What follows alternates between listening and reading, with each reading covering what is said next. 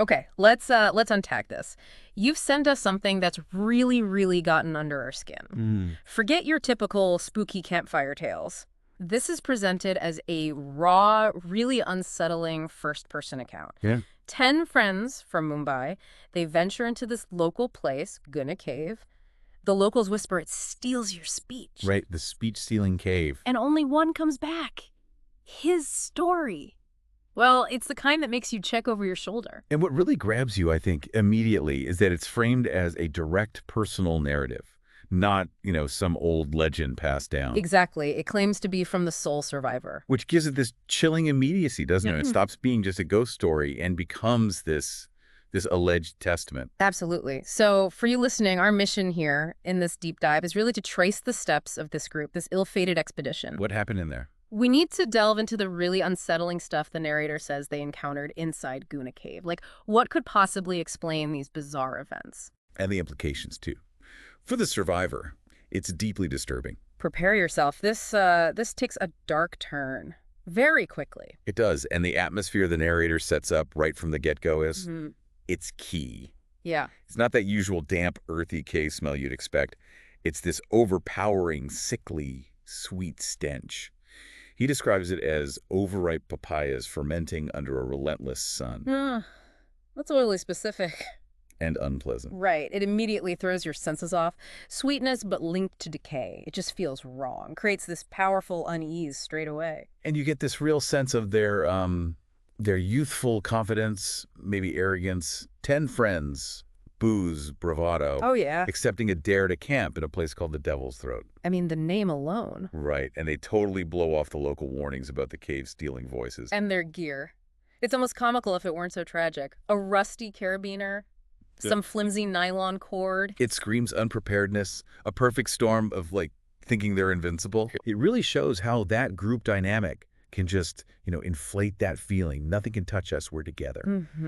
And that nickname, Devil's Throat, it's not just casual, is it? It suggests a real, long-held local fear or understanding of the place. Dangerous, maybe worse. Their dismissal of that. Yeah. Yeah, it sets a bad tone. Definitely. So they go into the cave, and the descriptions get seriously disturbing. Walls like obsidian, slick. With this syrupy, rust-colored fluid. That smells of iron. Yeah. But it immediately makes you think. Blood? Exactly. Even though they try to rationalize it away. Oh, mineral deposits. Oh. But you can feel the narrator's unease growing. It's like the cave itself feels wrong. Predatory, almost. That obsidian-like quality, too. It's strange, isn't it? Not typical cave rock. Makes it feel almost artificial, unnatural. Yeah. And the fluid. It's a subtle but really powerful hint of the horror to come, violating what you expect a cave to be. And then they find it. The chasm. The Devil's Throat. And the smell there, he says, it's a living thing. Wow. That's visceral. So unsettling. Like the darkness itself is rotten and hostile. You'd think at that point, self-preservation might kick in for someone. You would hope. That intensification of the smell, it's a clear sensory red flag, isn't it? A physical warning. Yeah. Calling it living taps into that primal fear of unseen malevolent things. Yeah. It just screams wrongness. And this is where it just plunges into terror. Subhash, the birthday boy, the one whose dare it was. Oh. He accidentally falls into the chasm. Right. But it's the silence. That's what gets me. No scream, no cry. Just this sickening, muffled crunch. Oh, that detail is brutal. The lack of a sound is what's terrible. Exactly. It defies expectation. You fall like that. You yell. Right. The silence and that awful sound. It suggests something so abrupt, so final, leaves this vacuum of just dread. And then his voice comes back from the pit. It's not right. No, it's distorted. The narrator says, as if forced through a shattered larynx, pleading for help. It's Subhash's voice, apparently, but twisted into something. Yeah. Alien. Horrifying. This is where any rational explanation starts to fray. Completely. Because how? Oh. After a fall like that, an impact, Yeah. how is he alive, let alone speaking like that? It signals something else is going on. Yeah. Something beyond just an accident. So Raj, Subhash's cousin, I think, driven by that family loyalty, he impulsively decides he's going down after him. Despite the warnings. Despite the narrator frantically yelling at him, remembering what the villagers said at the cave still speech. Wow. That's where the local superstition suddenly becomes terrifyingly real, isn't it? Yeah, it's that clash. Youthful recklessness versus maybe hard-earned local wisdom. And Raj's choice, while you understand the impulse, the loyalty, it just highlights the tragedy of ignoring that knowledge, doesn't it? The narrator bringing up the stolen speech thing right then, it makes you think maybe those old tales come from something, some encounter with the unexplained. So they start lowering Raj down on that flimsy cord. And for just a second, there's this flicker of hope. He yells up, "Found him, he's breathing!" But immediately, that hope is just shattered. An inhuman shriek echoes up, just unearthly. Like Avra's voice. Doesn't sound like it. And then the rope goes slack, they pull it up, and there's only Raj's jacket, soaked, crimson. Just the jacket. Oh, wow. The speed, the violence implied. It's shocking. It's a brutal shift, isn't it? From unsettling to just outright horrific. That juxtaposition, the hope, then the shriek, then just the jacket. Yeah. Paints a vivid, terrible picture. Sudden, violent, unnatural, way beyond a normal caving accident. And then it's like the cave itself wakes up or reacts. How so? The subsonic hum starts vibrating through the air. A sudden, sharp cold descends. And their flashlights, they start flickering out, one by one. Oh, that's classic horror trope territory, but in this context, terrifying. Right. Plunging them into darkness. It feels like the cave is becoming actively hostile, like it's alive. That description, the cave awakening, it transforms the setting, doesn't it? Right. From just a place to like an active, malevolent thing. Yeah. Those sensory details, the hum, the cold, the failing lights, it ramps up the claustrophobia, the terror, suggests something is manipulating the environment itself. And despite seeing all this, witnessing Raj's fate, the narrator decides he's going down. Seriously, why? Incredible bravery. Or maybe just desperation, shock, who knows. But he decides to descend into the abyss himself. Into the devil's throat. Yeah. And the conditions are even worse now. The pit walls are described as oozing. The stench is overwhelming. Oozing what? It doesn't say explicitly, just oozing. And then he sees it midway down. Sees what? Hundreds of faces, melded into the stone walls, all contorted in these silent, eternal screams. Oh my God, faces in the walls. Yeah, like something out of Dante, or just pure nightmare fuel. That shifts things again, doesn't it? Beyond just physical danger to something supernatural, or maybe deeply psychological. It really does. It makes the cave seem like this repository of suffering. Trauma literally etched into the rock, a really profoundly disturbing image. So he keeps going after seeing it. He reaches the bottom, and he finds Subhash. Yeah. Is he okay? I mean, obviously not, but... No, not okay. His posture is horribly unnatural, but his face, it's frozen in the serene, almost peaceful grin. A grin after everything. Yeah, but there are these fresh trails of blood trickling from his nostrils. It's just grotesque, a mockery of life. That juxtaposition again.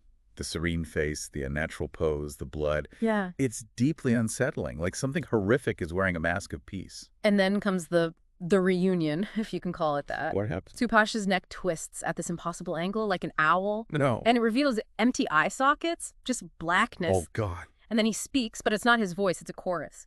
A layered cacophony, multiple voices tangled together, croaking one word. What word? Stay. Wow, just stay in multiple voices. Yeah, and in that instant, those villagers' warnings about stolen speech, it becomes horrifyingly, viscerally real. That is pure nightmare fuel. The physical impossibility of the neck, the empty sockets. Classic uncanny horror.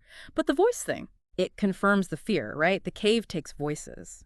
Somehow captures and repurposes the victims, their very essence. What does the narrator do? It descends into just chaos then. The cord, the one connecting him back up to his friends, it suddenly yanks upwards, violently, with immense force. But how? As if pulling against nothing. It makes no sense. And then, Subhash's torso, it violently snaps upright. The sound of bones splintering, sickening crack traps. It's surreal. Impossible forces at play. The upward pull on the cord defies gravity, defies logic, and the body snapping just emphasizes the raw power of whatever's down there. Complete violation. So the narrator, in panic, maybe instinct, lets go of the cord. He falls. He falls too. From how high up was he? Doesn't say exactly, but high enough it should have been fatal. But incredibly, he survives. He survives the fall. How? No explanation given. It almost feels deliberate, like something allowed him to live. Okay, He wakes up later, disoriented, surrounded by this damp, hair-like substance on the floor, and he hears faint, non-human whispers all around him. Hair-like substance. And whispers, oh, this keeps getting worse. The atmosphere is just thick with dread. utterly alien, alone. Waking up in that bizarre environment, Yeah. unnatural textures, sounds.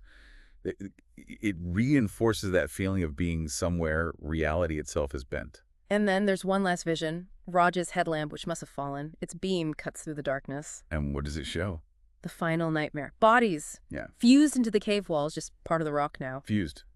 Like the faces he saw earlier. Yeah, but whole bodies. And among them, he sees Raj's face, contorted, silently mouthing one word at him. Go. Oh, wow. Raj trying to warn him even then. And then the beam hits Subhash. His chest cavity is gaping open. Open. And inside, it's not organs. It's this pulsating, whispering obsidian mass, a physical collection of stolen voices. And it's urging the narrator, become us. A whispering mass of voices inside his chest. That is the absolute culmination of the horror.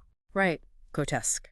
The fused bodies suggesting permanent assimilation, Raj's tragic warning, and that thing inside Subhash, the embodiment of the cave's evil, a terrifying invitation. So what happens then? How does he get out? The account gets a bit hazy there. The aftermath is almost as disturbing. He's found later babbling incoherently near the cave entrance, I think. But alive. Alive. And two other friends, Jay and Anoop, their bodies are recovered separately, apparently untouched, unlike Raj and Subhash. So they died somehow but weren't assimilated. He seems like it.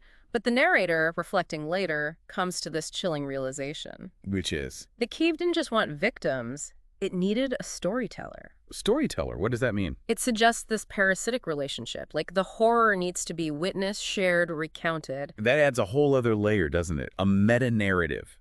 The act of telling the story is somehow important to the entity. Maybe to perpetuate itself, feed on the fear it generates, lure more people in. It raises huge questions about stories and why we tell them. Especially horror stories. And his escape doesn't end the horror. Not for him. No, he's haunted. Constantly.